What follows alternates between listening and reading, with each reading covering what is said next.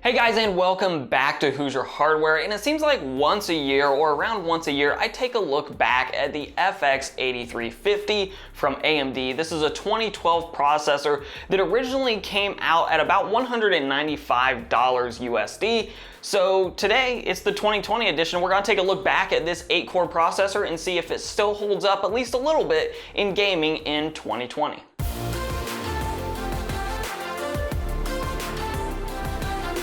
Now, generally speaking, the FX 8350 and the other sort of 8300 level parts, talking about like the 8300, the 8320, the 8370, and those other CPUs that are numbered similarly, are considered 8-core processors, though that does come with an asterisk because there is a little bit of debate over whether they're true 8-core parts, and that controversy comes because 2 cores are paired together into a module, and then for each module there's just one FPU. So instead of having each core have its own FPU, you have 2 cores sharing an FPU, which just kind of muddies the waters a little bit as to whether this is a 4-core part with sort of almost 8 almost cores, or whether it's just a true 8-core part. I'm going to refer to it as an 8-core part, though. There is some controversy, and just be aware of that. It's not universally considered 8 cores. That being said, as I mentioned in the intro, this is a 2012 part. I believe it was towards the end of 2012. It was still coming in at sub $200, and if you still own one of these, the question for today is basically really simple. Can you still play AAA titles on an FX 8350 at 1080p resolution and basically still have a good time? Now, before I hop into the test bench configuration, and I sort of configured it into a way that I felt was appropriate for such a processor in 2020, I do want to point out that if you're still rocking an 8350, something that you picked up back in 2012, we're talking about a processor that's coming up on its 8th birthday, and if you're still using it and still happy with it, you're getting great mileage out of the 8350. And I know the FX series is not viewed retroactively as a really good lineup from AMD, and that's probably a fair sort of analysis of the 8300 line and really just the FX lineup in general, not just talking about the 8-core parts, but the 6 cores and the quad cores as well. But frankly, if you got a processor for sub $200 in 2012 and you're still using it and still happy with it, yeah, that's a pretty good value. So the test bench I'm using today features the 8350, and I'm making a couple of assumptions for those of you that may still be using these processors. First and foremost, I am overclocking this chip to 4.5 gigahertz, and the reason I'm doing that is I feel like you might as well at this point, especially if you still have one and you have a motherboard capable of it, you should definitely try to get a little bit extra performance out of these chips because it's going to reward you in your frame rates of the games you're playing.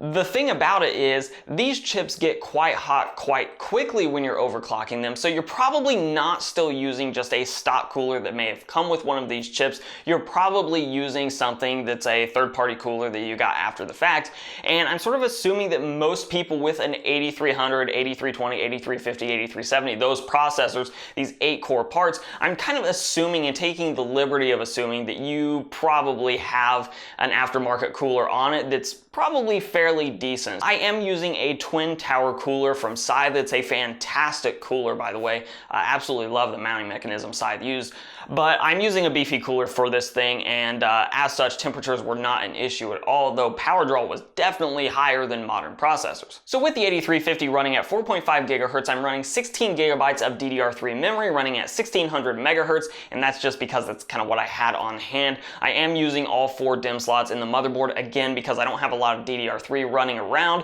so I'm using 4 gigabyte sticks. It is what it is. Now for the video card, I basically only had 2 choices for the test setup. I could either use the 1080 Ti, and I feel like that's way overkill at this point for an 8350, or I could have dropped down to the RX 580 8GB card, which is actually my next most powerful card I have on hand right now. So that's exactly what I did, because I also believe that a 580 right now, 8GB variant, you can pick them up for, they're probably a little bit more expensive than they used to be about 6 months ago, but typically you could about find them for anywhere from $100 to $130 as recently as a couple months ago. I haven't checked prices recently on those, but it's a fairly budget card that you can still get some good performance out of, so I felt like that was a good pairing with an 8350 in 2020. So I guess with those specs out of the way, let's hop into the 4 games that we took a look at that are recent games, not necessarily all 2020 games, but very recent games, and take a look at that performance that the 8350 is still giving us here in 2020.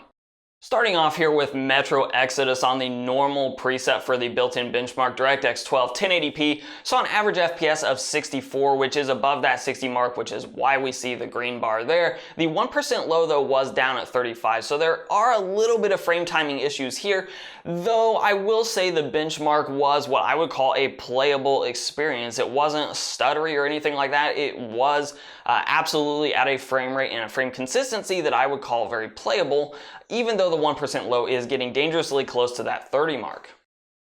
Moving on to Call of Duty Warzone. Now, since I don't have a built-in benchmark for this game, I actually just played a few rounds in this game, and yeah, I had a really good time. The average frame rate was right up there near 80 at 79, 1% low was at 49, and 0.1% low was at 39. This was a very playable experience again, so I have absolutely no complaints here. Red Dead Redemption 2 continues to be one of the more consistent built-in benchmarks. I used pretty much medium settings across the board here, Vulkan API 1080p, saw an average FPS of 45, 1% low there at 36, and a 0.1% low at 34. And this was run over, I believe it was 3 different runs on this built-in benchmark. And frame time consistency for this game, at least the built-in benchmark, is extremely good. And that's something that's great to see. So even though we're seeing a lower average FPS here, it's a very smooth experience when you're actually watching the benchmark go by. Now finally we have Borderlands 3, and we had an average FPS of 60 with that 0.1% low clear at the other end down at 30, and that's indicative of a little bit of stuttering that we continue to see with processors and this particular title. It seems like it's going to be one of those things that there's almost just no way around it. Borderlands 3 is going to be difficult for the more budget end of CPUs here in 2020. There are definitely a few stutters here and there. It is still very much a playable experience. Just be aware if you're rocking sort of on the lower end of the specifications, we're talking about older processors in general, or even newer processors just on the lower end, you probably will have to deal with a stutter here and there in gameplay. Overall though, very playable also. So yeah, we're into conclusion time, and this was actually a little bit surprising. I expected some of these games to really hit the 8350 a little bit harder, and it's still holding its own, especially when you start looking at, we're talking about a 2012 processor, under $200. I know I've said that a few times, but that's an important factor. We're talking about something that is currently priced, or at least it was priced, around what a modern 3600 is priced at. So if you're looking at a 3600 for, now it's a little bit cheaper obviously since it's come down in price since launch, but the 3600 started out its life around $200.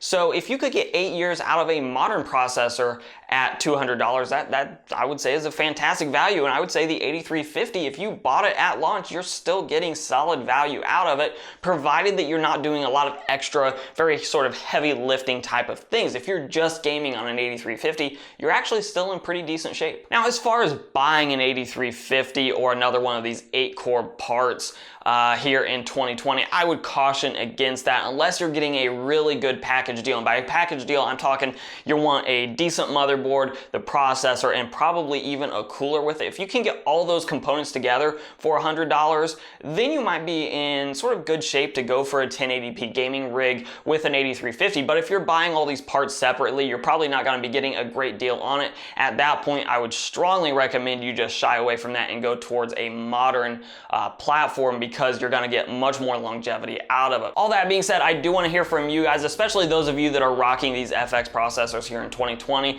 Do you feel like you got your value out of them from that purchase way back in 2012, 2013, 2014, depending on, of course, when you actually bought them? Or do you feel like there were better options and you kind of missed the boat a little bit on that? Let us know all your thoughts in those comments down below. And of course, if you liked the video, give it a like, share, subscribe, comment. All those things are very helpful for the channel. You can follow me both on Instagram and on Twitter at Hoosier Hardware.